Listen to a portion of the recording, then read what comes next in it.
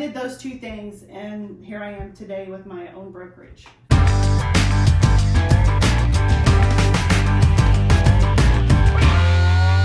am here today with Chris from Rehoming, Texas, and we are going to talk to her about how she got started in real estate.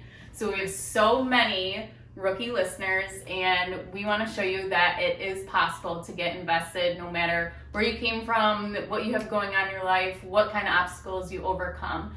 So Chris, give us a little background about yourself first, maybe about your business, and then we'll jump into how you got started. So I have property management, investments, and just recently, last year, we added appraisals as well.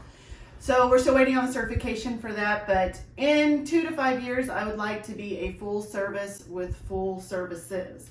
So that's what we're looking forward to. That's awesome. That's really exciting.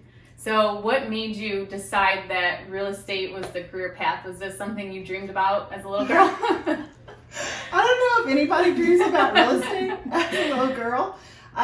What got me started was early on in my career, back in 2000, I think. I owned a convenience store and owned and operated the convenience store for like 2 years. And then my kids were just getting into showing animals, and my son was just going to start kindergarten. He's 24 now. So we were doing a lot of things with the kids. Well, I didn't have that flexibility with the convenience store because it was basically 24/7. So I told my family that we were going to have to do something different. So we sold the store and we went into real estate. Wow. So I decided that at that time, to give me some flexibility with my kids, my daughter played club volleyball. She got a scholarship. So in order for me to travel with her, I had to do all of those things to make it happen. However, way back when I first got started, I always used to say, if I just had a fax machine, I could do any kind of work wherever I was at. Right, but of course now that's obsolete. So that's how long I've been in the business. Yeah, wow, that's awesome. So when you first took that jump of selling the convenience store and starting in real estate, was that scary for you, and how did you overcome that? Yeah, absolutely scary. I did not think that I would ever be able to learn all the forms, the contracts. The very first broker that I had, she was fantastic because she told me 2 things that I took with me and I still today.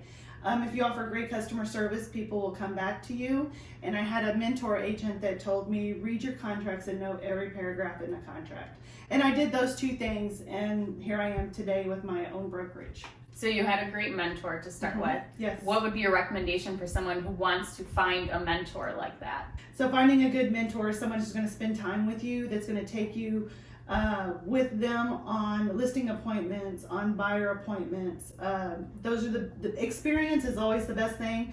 Unfortunately, when we go get our license, they'll teach us the paperwork and they'll teach us the rules and the regulations, but they don't teach us the real life experience. And so it's really important to have somebody that's going to teach you those things. And you worked under this broker, so you were providing value to them by being a salesperson under them. It wasn't just like you were begging them, oh, please mentor me. Right. Yes, please mentor me.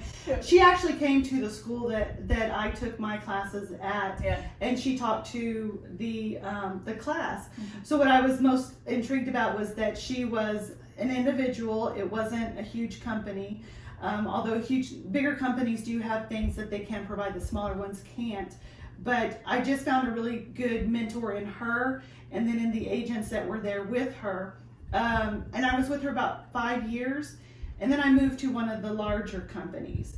But one of the agents that was her partner went there too. So my mentor, I actually followed my mentor. Yeah. So I feel like I had a really good line of mentorship all the way through my career. That's awesome. That's great. I'm really interested in when did you get into property management? Because we have so many rookie investors that have rentals or want rentals. So how did you decide to? I got into those probably 4 to 5 years ago. I got into property management.